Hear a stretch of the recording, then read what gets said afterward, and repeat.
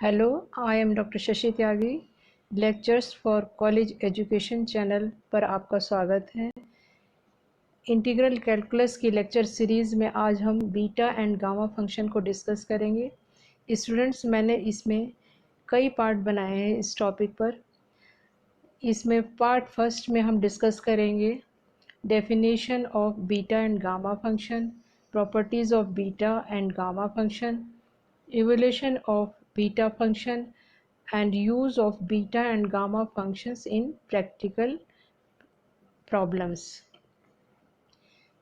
So let's start with the definition of beta and gamma function.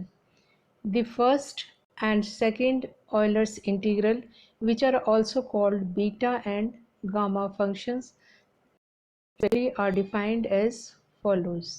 Beta function को हम definite integral की form 0 to 1 x to the power m minus 1 minus x to the power n minus 1 dx से define करते हैं। And gamma function को हम 0 to infinity integration e to the power x to the power n minus 1 dx से define करते हैं।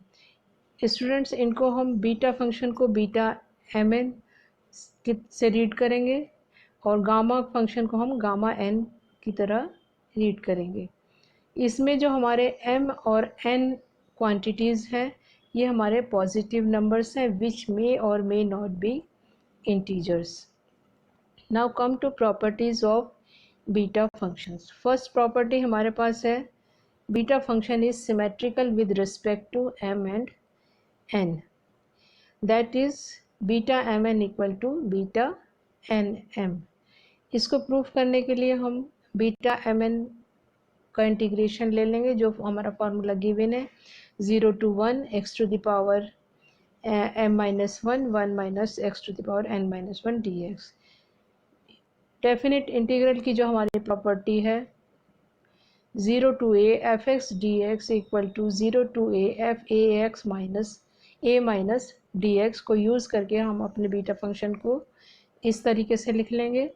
x की जगह हम 1 माइनस एक्स यूज़ करेंगे और सिंप्लीफाई जब हम इसको करते हैं तो हमारे पास इंटीग्रेशन हमारा इस फॉर्म में आ जाएगा। हमारा 0 to 1 x to the power n minus 1 minus x to the power m minus 1 dx which is equal to beta n m। Now come to second property. Second property है हमारे पास gamma 1 जो हमारी 1 होनी चाहिए, 1 आएगी। इसके लिए हमें पता है गामा फंक्शन हमारा क्या है, gamma n is equal to integration 0 to infinity x minus e to the power minus x to the power n minus 1 dx। इसमें हम n की जगह 1 पुट कर देंगे, उससे हमारे पास रिलेशन ये आ जाएगा। जब हम इसको सिंप्लीफाई करते हैं तो हमारे पास क्या आ गया कि e to the power minus times e to the power minus x की सॉल्व किया इसको हमने तो, और इसकी जो लिमिट है वो हमारी 0 to इन्फाइनेट है which is equal to 1। That means gamma 1 equal 1। ये हमारा बहुत जगह यूज़ होगा आगे क्वेश्चंस में स्टूडेंट्स। थर्ड प्रॉपर्टी हम डिस्कस कर रहे हैं। Property third is gamma n which is equal to n minus 1 gamma n minus 1 for all values of n। इसको ध्यान रखेंगे। इसे सॉल्व करने के लिए, इसको प्रूफ करने के लिए हम गामा n का इंटीग्रेशन ले लेंगे और ये हम इसको हम प्रोडक्ट ऑफ टू फंक्शन की तरह इंटीग्रेट कर देंगे, उससे हमारे पास से रिलेशन आ जाएगा। इसमें अब हमारा जो फर्स्ट टर्म है इसकी वैल्यू हम फाइंड करते हैं। इसमें लिमिट हमारी है 0 एंड इन्फिनिटी, तो limit x tending to 0 x to the power n minus 1 e to the power minus x को जब हम सॉल्व करते हैं तो ये 0 आ जाती है हमारी लिमिट। इसी तरह से limit x tending to infinity x to the power n minus 1 e to the power minus x को जब हम सिंप्लीफाई करेंगे, इस तरह से हमने सिंप्लीफाई किया, इसको एक्सपेंड कर लेंगे ई टू द पावर एक्स को, और जिसकी वैल्यू हमारी 0 आ जाती है। तो हमारे पास जो इंटीग्रेशन फर्स्ट इक्वेशन आई थी सॉल्व करके, उसकी वैल्यू हमारी आ जाती है gamma n equal to n minus 1 integration 0 to infinity x to the power n minus 2 e to the power minus x, जो कि हमारा गामा ये इंटीग्रेशन की जो पार्ट है ये हमारा गामा n माइनस वन है। तो हमारे पास फार्मूला क्या आ गया, gamma n equal to n minus one gamma n minus one. Replace n by n plus one, इससे हमारा रिलेशन क्या बन जाएगा, गामा n प्लस वन की वैल्यू हमारी आ जाएगी n इंटू गामा n। इस फार्मूले को स्टूडेंट्स रिकरेंस फार्मूला की तरह, recurrence formula of gamma function कहलाता है हमारा। और गामा फंक्शन अगर हमारा इसको हम जनरलाइज करते हैं इस रिकरेंस फार्मूला को, तो n is less than equal to zero, तो हमारी ये रिकरेंस फार्मूला इस फॉर्म में आ जाएगा, gamma n equal gamma n minus one over n। इस प्रोसेस को हम एनालिटिक कंटिन्यूएशन भी के नाम से भी जानते हैं। इसी को आगे अगर हम अपने इस फार्मूले से हम गामा ज़ीरो की वैल्यू हमारी इन्फिनिटी आ जाती है, गामा माइनस n की वैल्यू हमारी इन्फिनिटी आ जाती है, और n being a positive integer होना चाहिए इस केस में। ये जो दोनों वैल्यूज़ हैं हमारी, ये हमारे क्वेश्चन जब हम सॉल्व करते हैं वहाँ हमारी यूज़ होती है। Now come to property four. Property four हमारे पास है gamma n plus one is equal to factorial n। Gamma n को हम इस तरीके से लिख सकते हैं, gamma n equal to n minus one gamma n minus one if n is a positive integer. अब इसमें हम क्या करेंगे कि इसको आगे सॉल्व करेंगे, गामा n माइनस वन को इस तरह से हम सॉल्व करते चले जाएंगे, तो ये वैल्यू हमारी इस फॉर्मेट में आ जाती है। जबकि हम जानते हैं, अभी हमने निकाला है गामा वन वैल्यू वन होती है, तो हमारा gamma n plus one is equal to factorial n आ जाएगा as gamma one equal to one. तो गामा n की वैल्यू हमारी आ जाएगी फैक्टोरियल n माइनस वन। अब हम बीटा फंक्शन को इवेल्यूएट करते हैं। बीटा फंक्शन की वैल्यू निकालेंगे हम, ये हमारी आ जाएगी बीटा एम एन, हमें पता है ये हमारा इंटीग्रेशन होता है 0 to 1 x to the power m minus 1 1 minus x to the power n minus 1 dx if n is a positive integer, then from 1 इस रिलेशन से we have beta M n को हमने इंटीग्रेट कर लिया by parts से, तो हमारे पास ये रिलेशन आ गया, दो टर्म्स आ गई इसमें हमारी। इसमें अब हम इसकी वैल्यू निकालते हैं, सिंप्लीफाई करते हैं, तो ये हमारे पास इसके इक्वल आ जाता है n minus one over m 0 to 1 x to the power m 1 minus x to the power n minus two dx।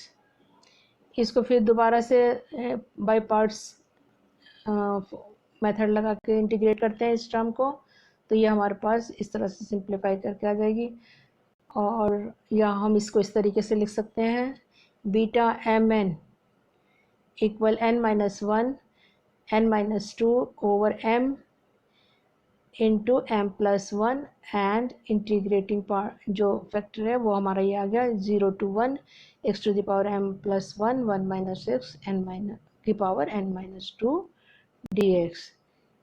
इसी तरह से हम बढ़ते चले जाएंगे। फिर अब हम इस जो ये हमारा ये वाली टर्म ये वाला पार्ट है इसको इंटीग्रेट करेंगे, तो लास्ट में हमारे पास इस तरह से आ जाएगा बीटा एम एन की value factorial n minus one over m into m plus one dash dash plus m plus n minus two x to the power m plus n minus one over m plus n minus one.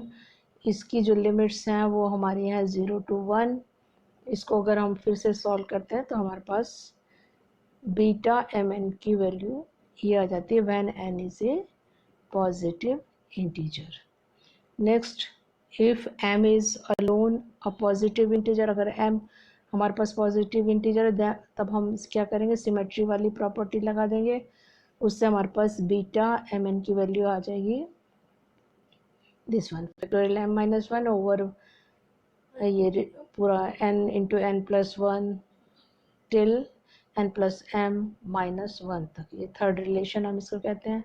अब हम लेते हैं इसका next case, if m and n both are positive integers. इसके लिए क्या करेंगे, multiplying numerator and denominator of right hand side of third को लेंगे बाय फैक्टोरियल n-1। उससे हमारे पास ये रिलेशन आ जाएगा। जब हम इसको सिंप्लीफाई करते हैं, beta mn equal to factorial m-1 into factorial n-1 over factorial n plus m-1। Students, ये रिलेशन बहुत ही इंपॉर्टेंट है, इसका प्रूफ भी आता है एग्ज़ाम में, और इसका हमारा क्वेश्चंस में हम इस रिलेशन को यूज़ करते हैं। Where m and n both are positive integers, इस बात का ध्यान रखेंगे। अब नेक्स्ट हमारे पास है use of beta and gamma functions. ये हमारा बहुत इंपॉर्टेंट है। For solving many integrals in engineering mathematics में इसका यूज़ होता है, फॉर जहाँ पर हम beta and gamma function use करते हैं। For solving many integrals in engineering mathematics, first we convert our integrals in the standard form of beta and gamma function, then apply the values of beta and gamma function as a formula। उनको हम फॉर्मूले की तरह use कर लेते हैं। अपनी जो बड़े बड़े हमारे इंटीग्रेशन है उनको हम बाय सब्स्टिट्यूशन और बाय एनी मेथड इस फॉर्मेट में अपने बीटा गामा की फॉर्म में उनको कन्वर्ट कर लेंगे, तब हम directly as a formula beta gamma function को यूज़ करेंगे। आज के लेक्चर में इतना ही है। आई होप ये लेक्चर आपको समझ में आया होगा। अगर स्टूडेंट ये लेक्चर आपको समझ में आया है, आपको अच्छा लगा है, तो प्लीज़ लाइक करिए, चैनल को सब्सक्राइब करिए, और नेक्स्ट जो इसका पार्ट है उसमें मैं इसको आगे कंटिन्यू करूँगी। और जो इस टॉपिक के लास्ट में मैं आपको एक क्वेश्चन सेट दूंगी जिसमें हमारे शॉर्ट टाइप क्वेश्चंस भी होंगे और लॉन्ग आंसर क्वेश्चन भी होंगे। Thank you for watching this video.